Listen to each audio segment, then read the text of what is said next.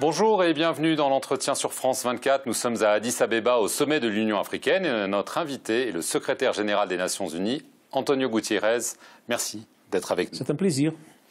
Monsieur Gutiérrez, il y a beaucoup de sujets à évoquer. On va évidemment commencer par la République démocratique du Congo. Il y a eu des élections contestées par beaucoup, pas par l'ONU, au point que certains se demandent si vous n'avez pas sacrifié la démocratie en faveur de la stabilité. Non, l'ONU n'était pas dans l'organisation des élections et l'ONU n'a aucun moyen de vérifier les résultats des élections. Notre objectif, c'est un objectif d'aider le peuple congolais dans tous les domaines et surtout contre tous ceux qui, au Congo et notamment dans l'Est du Congo, mettent en péril la vie des Congolais et maintenant aussi avec une grande opération contre l'Ebola.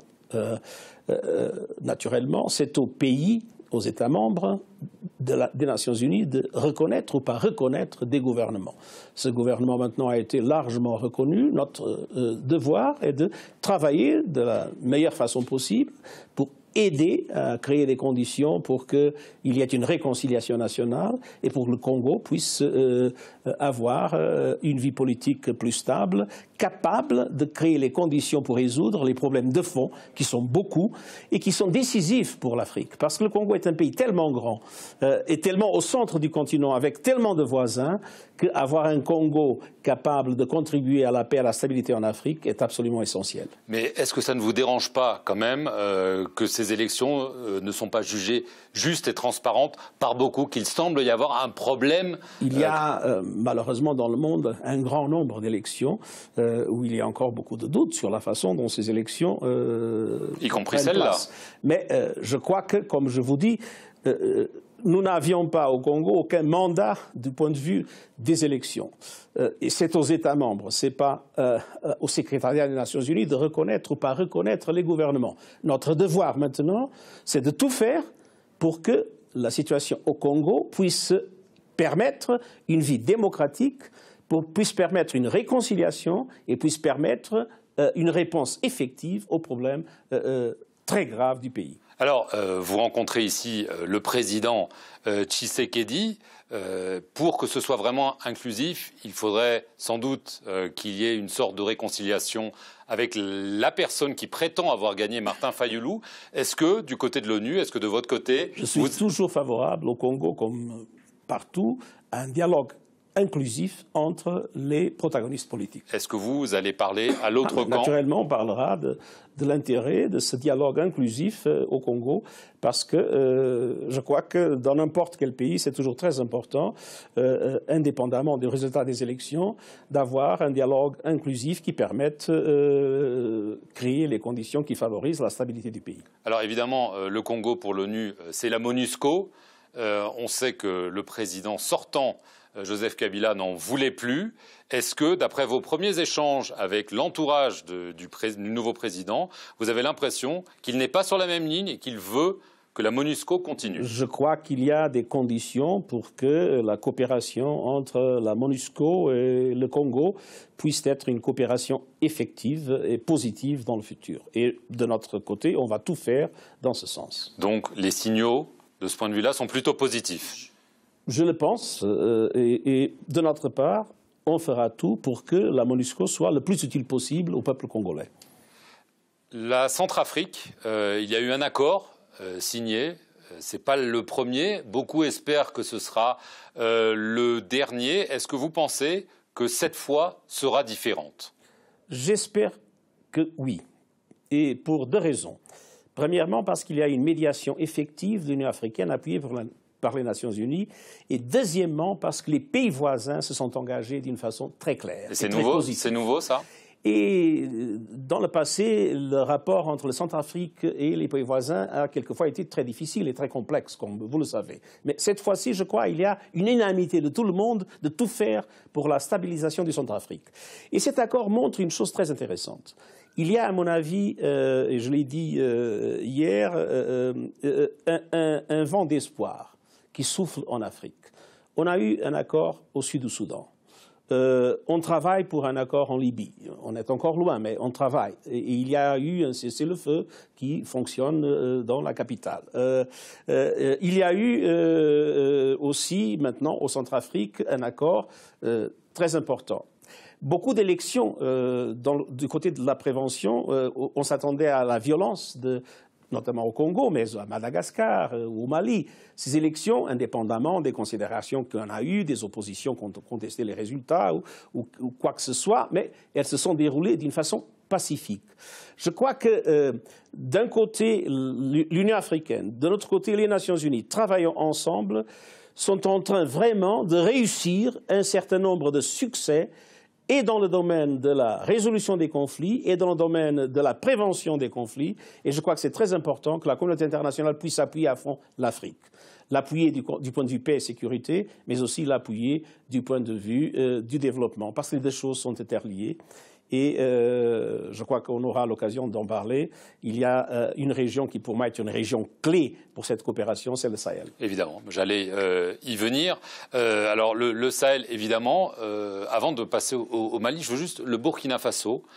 Il y a une recrudescence d'attaques terroristes. C'est devenu presque aussi régulier, si ce n'est plus qu'au Mali. Est-ce que le Burkina Faso, à vos yeux, est aujourd'hui le maillon faible du Sahel? Je ne dirais pas le maillon faible, mais c'est un pays avec des problèmes de sécurité extrêmement sérieux. Et c'est nouveau. Et c'est relativement nouveau. Mais si on regarde je dirais 2013 jusqu'à présent, l'évolution de la présence des groupes terroristes dans le Sahel, on voit qu'il y a une expansion permanente.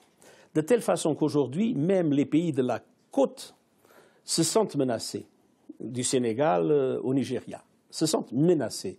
Je crois qu'il faut dire d'une façon très claire que ni le dispositif de sécurité qui est en place, ni l'effort de développement que la communauté internationale a fait jusqu'à présent sont suffisants pour combattre effectivement cette croissance de la capacité des terroristes dans le Sahel, qui a des conséquences qui vont au-delà du Sahel. Donc c'est eux qui gagnent pour le moment. C'est eux qui progressent, je ne dirais pas qui gagnent, mais qui progressent pour le moment, qui ont une action de plus en plus étendue et de plus en plus dangereuse.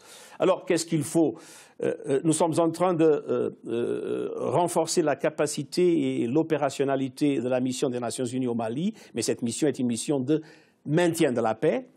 Il y a la force française, Barkhane, qui joue un rôle très important, mais qui a aussi une dimension limitée. Et il y a le G5 Sahel. J'ai voulu un G5 Sahel avec un mandat robuste et avec un financement garanti. On ne l'a pas obtenu au Conseil de sécurité. Les États-Unis s'y sont opposés. Et à mon avis, c'est dommage, parce qu'on a besoin d'une force africaine qui soit vraiment munie des capacités nécessaires pour combattre effectivement le terrorisme. Les États-Unis ne veulent pas bouger sur ce que vous avez encore espoir. Les États-Unis n'ont pas accepté cette vision d'un G5 Sahel avec un mandat robuste sous chapitre 7 de la Charte des Nations Unies et avec un financement garanti.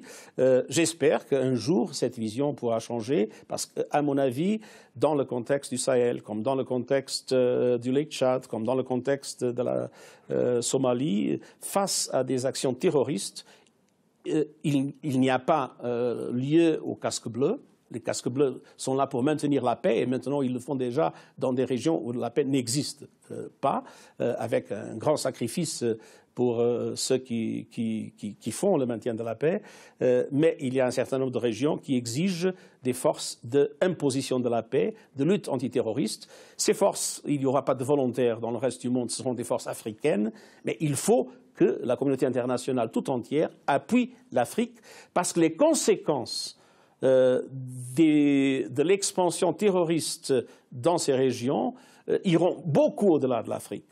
Si on regarde la Méditerranée, on voit que l'Europe elle-même est menacée par ce qui se passe et en Libye et au Sahel. Vous tirez la sonnette d'alarme donc? C'est une sonnette d'alarme réelle. Je crois qu'il faut investir sérieusement et dans la sécurité et dans le développement de la région du Sahel. Dernier sujet, on s'éloigne un petit peu de l'Afrique, pas tant que ça. Le Yémen, il y a donc ces accords qui ont été signés. Est-ce que, une question, depuis le meurtre de Jamal Khashoggi, est-ce que vous avez l'impression que les Saoudiens sont plus à l'écoute, notamment sur le Yémen? Bon, je ne vais pas faire des comparaisons. Je vous dirais que dans les négociations qu'on a eues, et avec l'Arabie saoudite, et avec les Émirats, et avec les Houthis, et avec le gouvernement de Hadi, l'Arabie saoudite a joué un rôle très positif pour qu'on puisse avoir à Stockholm l'accord qu'on a eu. C'est nouveau. Et maintenant, pour qu'on puisse, et il y a des difficultés énormes, pour qu'on puisse concrétiser cet accord. Et vous êtes inquiet?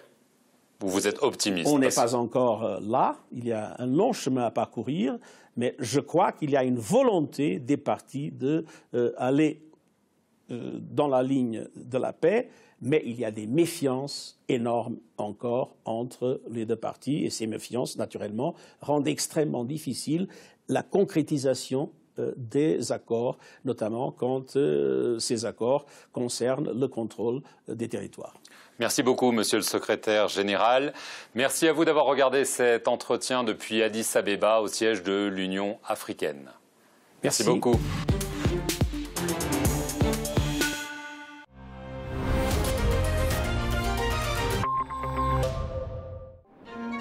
Soleil ou pas, les UV sont là. Regardez la météo et protégez vos yeux des UV avec les verres Zeiss UV Protect. Ces produits sont des dispositifs médicaux.